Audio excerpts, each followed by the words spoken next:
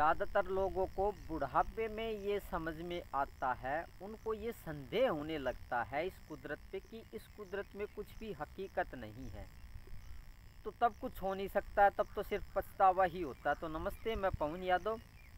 ज़्यादातर समझ जो पैदा होती है, थोड़ी बहुत समझ, हल्की फुल्की समझ जो लोगों में पैदा होती है, वो भी बहुत ज़्यादा उम्र होने के बाद में, बहुत ज़्यादा उम्र होने के बाद में ये बात समझ में आती है कि हमने जो पूरा ज़िंदगी बिताई है, जीवन बिताया है, और कुदरत के साथ में हमने जो खिलवाड़ किया है या कुदरत से जो हमने पाना चाहा है, इस कुदरत में वो चीज़ें हकीकत में नहीं है।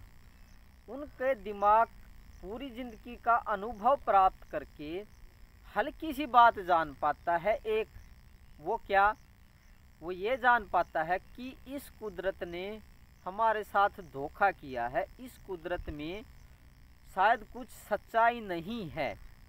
जो हमें आंखों से दिखाई दे रहा है, जो समाज दिखाई दे रहा है, जो लोग दिखाई दे रहे हैं, या ये जो पेड़ पौधे दिखाई दे रहे हैं, इनमें शायद कुछ हकीकत नहीं है।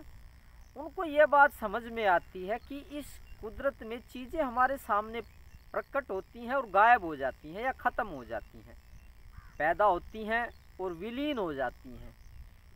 तो उनको इस बात का हल्का सा संदेह होता है, अपने दिमाग पे पहली बार उन्हें ये इस बात का संदेह होता है कि हमारा दिमाग और इस कुदरत ने हमारे साथ धोखा कर दिया और हमारी ज़िंदगी बेकार में बिता दी है या बेकार चली गई है। क्योंकि जीवन भर हम जो काम करते हैं वो व्यर्थ ही है। उसमें थोड़ा बहुत काम ज़रूरी होता है खाने कमाने के लिए, वो तो ज़रूरी है, पेट के लिए तो ठीक है, खाना कमाना 200 400 500 रुपये कमाने चाहिए, वो ज़रूरी हो जाता है।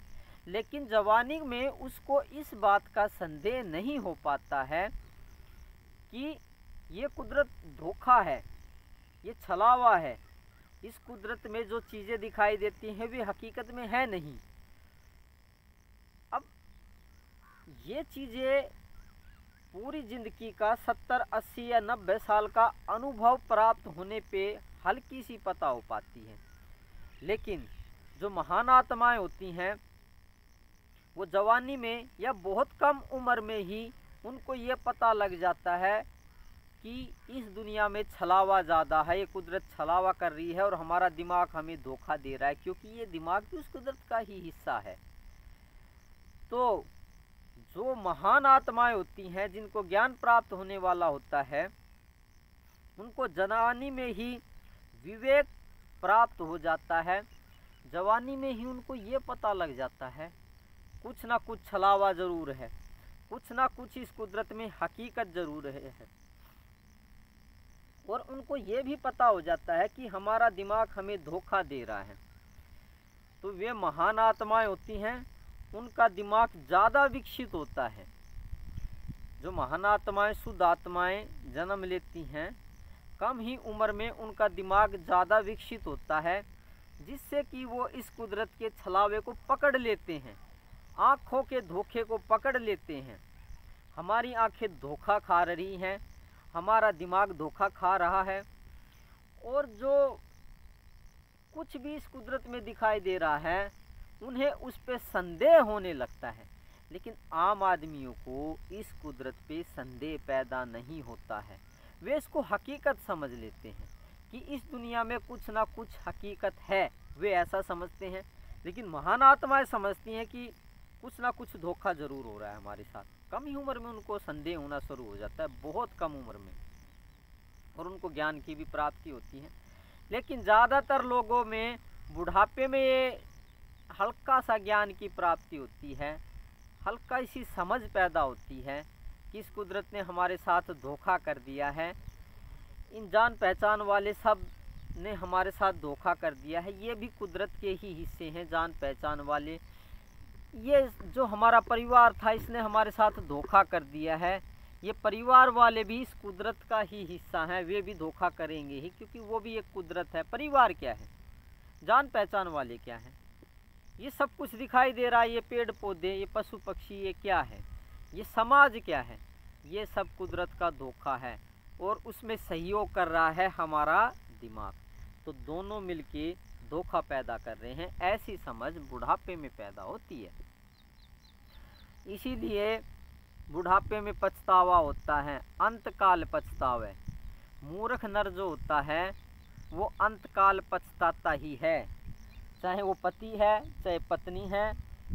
जवानी में तो ऐसे लगता है कि सब कुछ सच्चाई है इस कुदरत में, सदा हमारे साथ ये रहने वाली है ये कुदरत, और हमें राम भजन की क्या ज़रूरत है।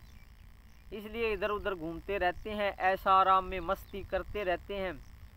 तो ऐशो आराम मस्ती करते रहते हैं पति पत्नी, और अंतकाल में उन जितना लड़ाई झगड़ा भी किसी का नहीं होता है, क्योंकि उनको ये बात पता लग जाती है कि हमारे साथ धोखा हो गया है।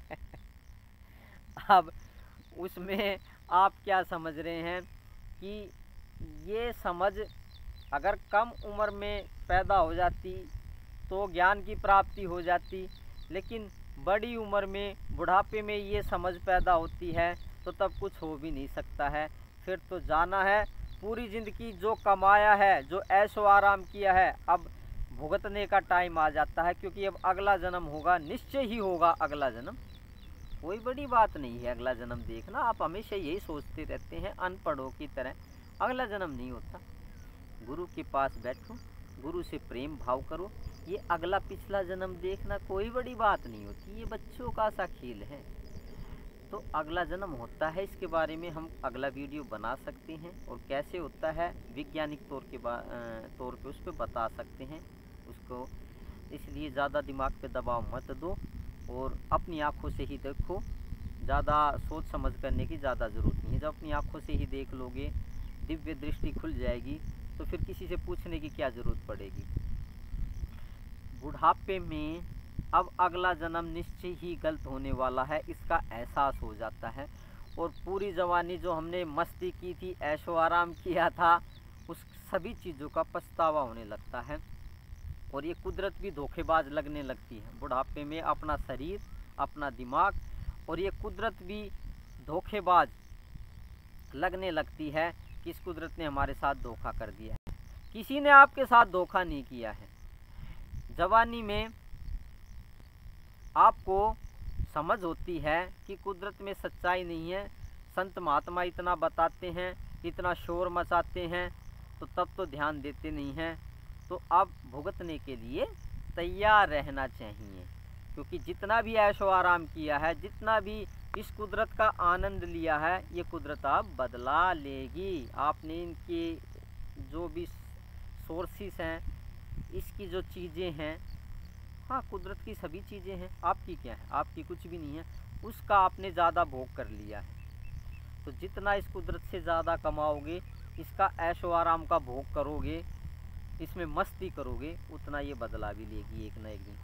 थोड़े दिन के बाद ले सकती है, टाइम लग सकता है। तो आज हमने क्या जाना, आज हमने ये जाना कि जो ये बुढ़ापे में ये पछतावा क्यों होता है। ये हल्की सी समझ पैदा बुढ़ापे में होती है, लेकिन उस समझ से फिर कुछ हो नहीं सकता है। बुढ़ापे में फिर भगवत्ता की प्राप्ति कैसे कर पाओगे, शरीर भी साथ नहीं देता है। तो ज़्यादा से ज़्यादातर लोग अंतकाल पछतावे, निश्चय ही पछताते हैं। पति पत्नी तो आपस में बहुत ज़्यादा पछताते हैं, और ये समाज भी पछताता ही है। तो थैंक यू वेरी मच ये जानने के लिए बुढ़ापे में पछतावा क्यों होता है, क्योंकि अगला जन्म अभी गलत होने वाला होता है, और अंतकरण इस गहराई को भाप जाता है, इस बात को भाप जाता है, उसको हल्का सा एहसास हो जाता है कि अगला जन्म बहुत दुखदायी होने वाला है। ये पति पत्नी की मस्ती की थी, अब सब व्यर्थ हो गए। धन्यवाद आज के लिए ये जानने के लिए पछतावा क्यों होता है बुढ़ापे में। Thank you very much.